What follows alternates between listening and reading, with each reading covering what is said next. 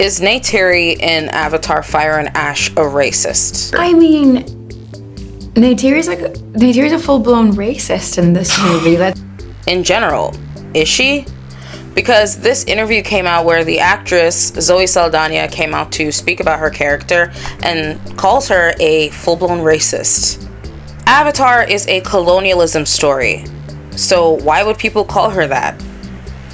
And why is Zoe saying it too? Neytiri's hatred looks like racism in everyday language, but in a colonial context, it reads closer to prejudice born from invasion, where the systemic power has overwhelmingly belonged to the Sky People, humans, or the RDA.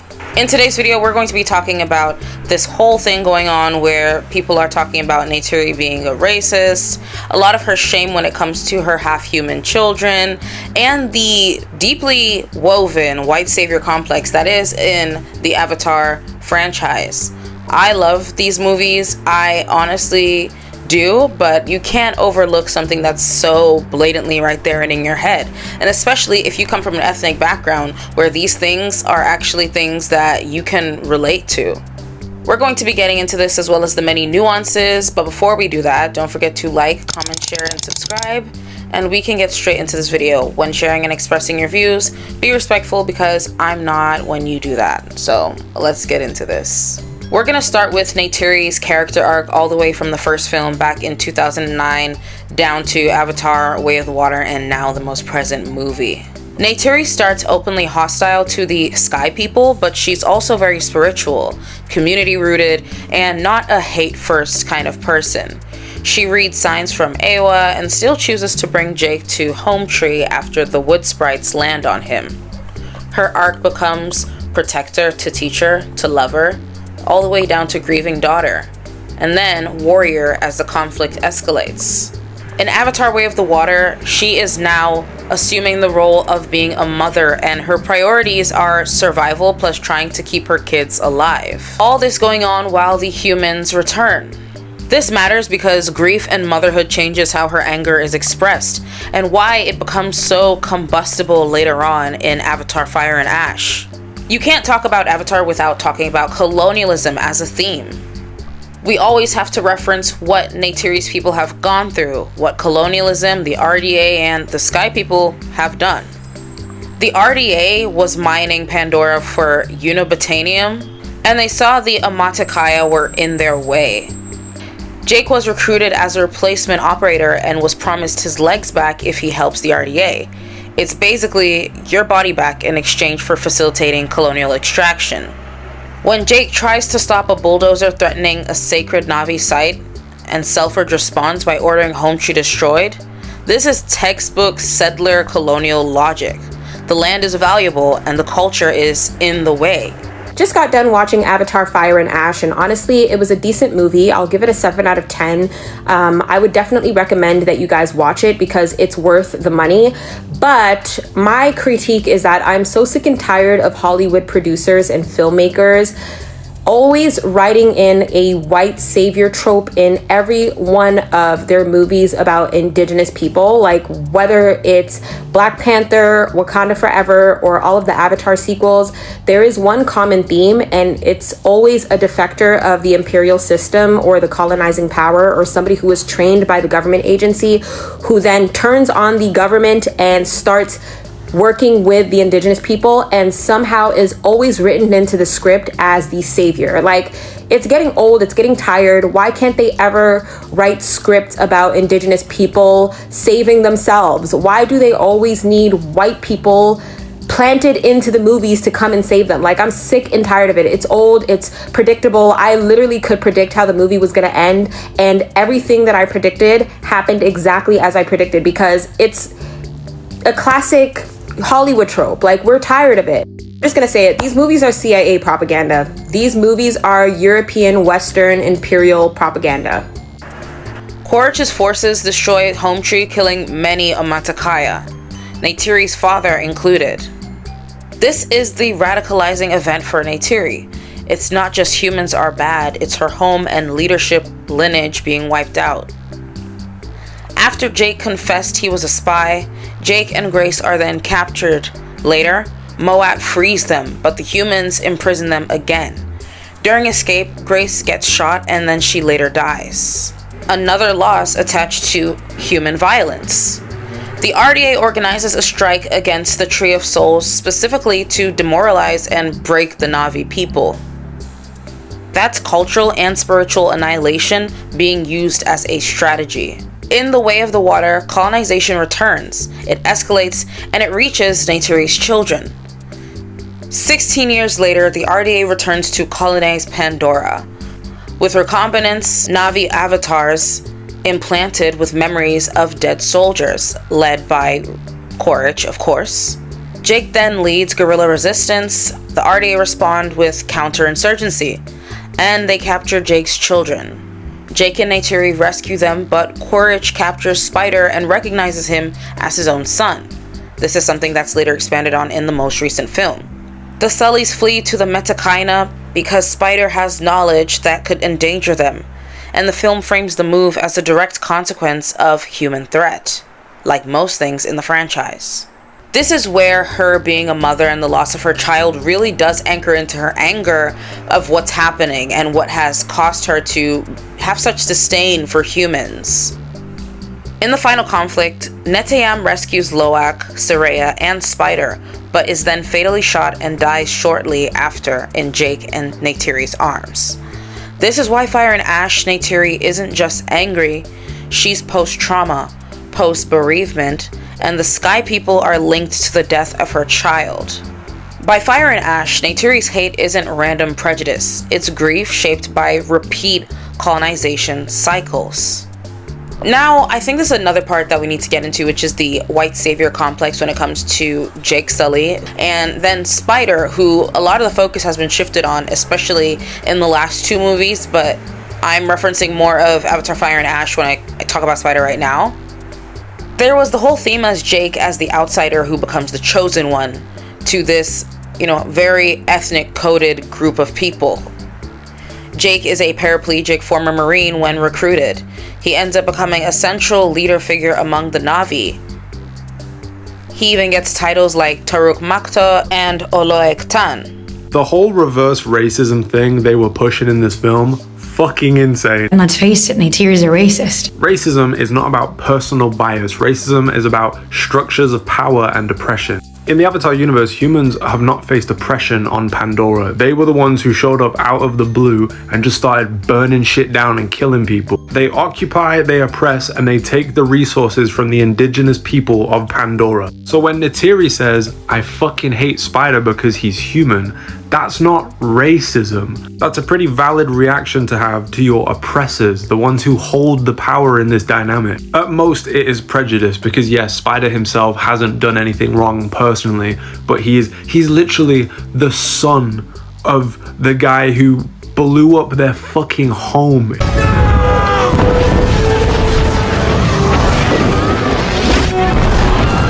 And that's how you scatter the roaches.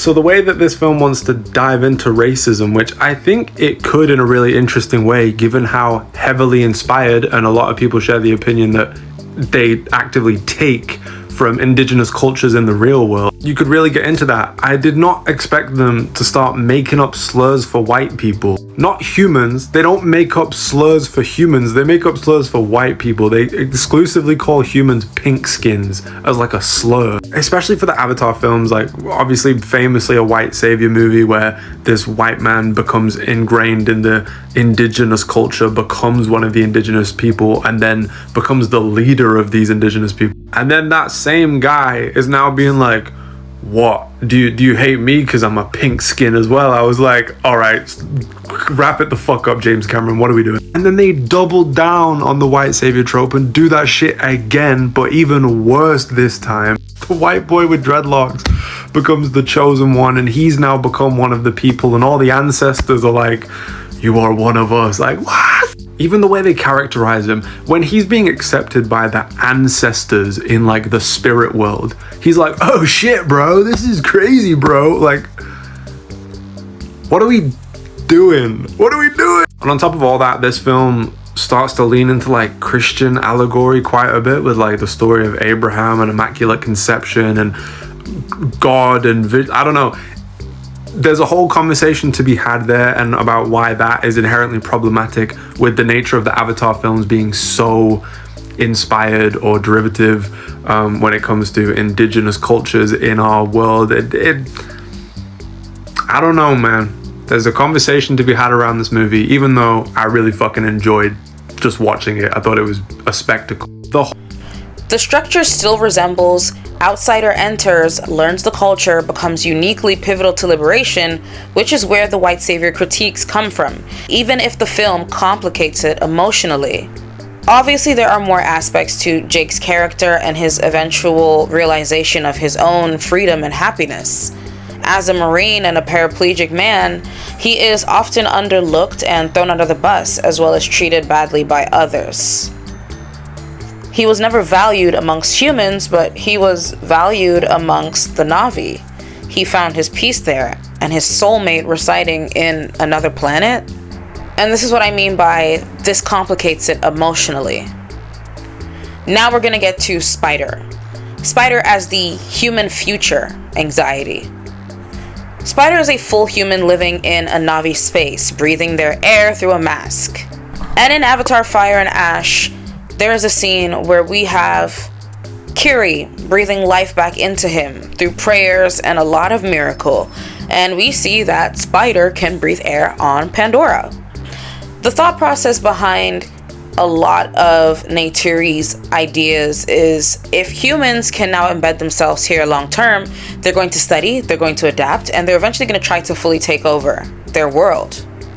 Which is why in the first part of the movie, Jake and Neytiri suggest that he goes to live with the wind people. Correct me if I'm wrong, I can't remember exactly what they're called, the wind traders. And this is something that the kids are objecting, they really don't like it, and they're mad at their father and their mom. That fear tracks with the franchise's colonization logic. Humans keep returning with new tech and new strategies. So by Spider possessing not only the ability to breathe on their planet, but also even getting a kuru, which is something that a lot of people have spoken about. Why would Spider grow a kuru? I don't know. These things are just, tracking on from that point of the colonization logic.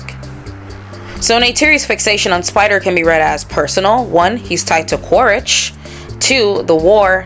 And then symbolic, him representing the human foothold in the Na'vi life. She has strategic paranoia. Colonizers never stop colonizing. Now let's get to the part where Zoe Saldaña says in an interview what Neytiri is saying that she's a racist, etc. Actually, Neytiri's relationship, which is kind of complicated with Spider. Yes. Because what is it like playing that journey out from just tolerance to acceptance for her character? I mean, Neytiri's a full-blown racist in this movie. That's exactly, I was discussing it with Jim, and I think it was important for me to not run away from that for her. This is a woman that has experienced an extreme amount of loss at the hands of a race, of a species that she recognizes as her own, and she doesn't understand, she doesn't want to accept them, and yet she falls in love with one of them and has a family with them. So she is being challenged, and her faith is being challenged. But what Neytiri must do is she must grow. She has to, because her children depend on it. Her children are her teachers, and not just her teachers, they're also Jake's teachers. And I love that Jim allowed Jake and Neytiri to recognize that, to discover the strength and courage in all of their children, and to accept when they needed to be guided by them. Zoe Saldaña has described Neytiri as essentially a full-blown racist in the Fire and Ash context, framing it as rage and blindness from grief. Zoe's using racist as a blunt emotional descriptor for Neytiri's dehumanizing hatred, but I want to test that against what racism means in a colonial power structure. Fire and Ash explicitly centers Neytiri's grief after Neteyam's death, and shows her rage consuming her, especially directed towards Spider. The comment where she says she hates their pink little hands has been quoted in several major write-ups as emblematic of her dehumanizing language towards humans. When Neytiri said, "Oh, and I hate their pink skin," I said, "What?" Y'all be easy. She loved me. Y'all be safe though. When you're building this franchise world, did the black and brown people vanish, never existed, or you finally vanquished us? We're finished. So much so to the point where when the RDA is focused on colonizing this planet full of blue people, their only human point of reference is paler people. Like, I'm confused. Like, we actually have to talk. And guys, don't try to drag this. Do not try to drag and cover for sloppy writing. No, people do not exist in various hues of pink. Good effort though. And people will not appear pinker on average compared to a blue person. Do I look pink right now? Come on. I'm wearing blush too. Obviously, the Avatar series is based on colonization of different indigenous groups. There's no exact one-to-one parallel. So following that logic, one would assume that there's not an exact skin tone derogatory label. I mean, the whole 5 fingers to 4 fingers is right there. Like, it's just right there. That should be used as like some sort of, you know, like differential marker, because pink skin, please, oh come on. It then brings in a couple of points that a lot of people have been talking about on social media. One, the fact that she's ashamed that her kids are mixed. This circulating interpretation has fans read Neytiri's actions and reactions as shame around her mixed family. I'm going to explain why they read it that way and whether the story actually supports it. There's this point where Jake and Neytiri are having a conversation and she's just so angry and upset about everything going on, especially as pertaining to Spider, and her husband starts to tell her that she needs to start to let go of the hate within her. He confronts her and her biases and her comments about their tiny pink little hands, and quite literally says, "Do you hate me because he's part human?"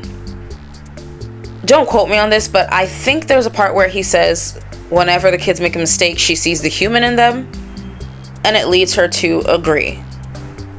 But despite everything that's just been said, here are reasons why you can't explicitly say that she's racist. Obviously, there is the conversation of racism versus prejudice. Racism, which is prejudice and institutional power structure. Prejudice, negative beliefs and hostility toward a group. The Sky People, humans, or RDA, whatever you want to call them, arrive with guns, ships, bases, extraction infrastructure with the goal of colonizing Pandora. Neytiri does not control the system. She is reacting from the position of the colonized. So by the strict systemic definition, racist is a messy fit. Prejudiced and xenophobic is more precise. Even if it's not systemic racism, her language does become dehumanizing, and that can justify cruelty. I think that's what Fire and Ash is interrogating. Neytiri is like someone intensely pro-black / anti-colonial who ends up loving someone from the colonizer group, and now she lives with the contradiction daily. She chose Jake once, but the colonial machine keeps proving her fears right, so she swings between love when it comes to Jake and hatred of humans as a category. Spider living among them is triggering to Neytiri because it feels like the thin end of the wedge, the first step towards humans adapting to Pandora permanently and therefore colonizing more efficiently. And Fire and Ash coverage explicitly frames Spider as a pressure point between her and her husband, Jake. Neytiri's arc has been her trying to accept humans, kind of, in a context. Her biological half-human kids, and Spider as the adopted, fully human son figure, even if she resists him the most. That's a strong arc. The emotional battle that she's continuously fighting. Towards the end of the movie, where Jake kind of comes to the conclusion that his wife is right and that Spider needs to be killed, we see Neytiri kind of like breaking down because she has slowly evolved over the span of the movie to the point whereby she doesn't agree with this sentiment, and she knows how deep this loss would be for the family. We have a very like Abraham and Isaac coded exchange between Jake and Spider, and not even with the intercession of Neytiri does Spider survive. He survives by the simple intercession of his father. He can't do it. He can't take the life of his son that he loves. Maybe the real question isn't, is Neytiri racist? Maybe it's, why does Avatar keep making the colonized heroine carry the ugliest hatred while the story still centers human outsiders as the bridge.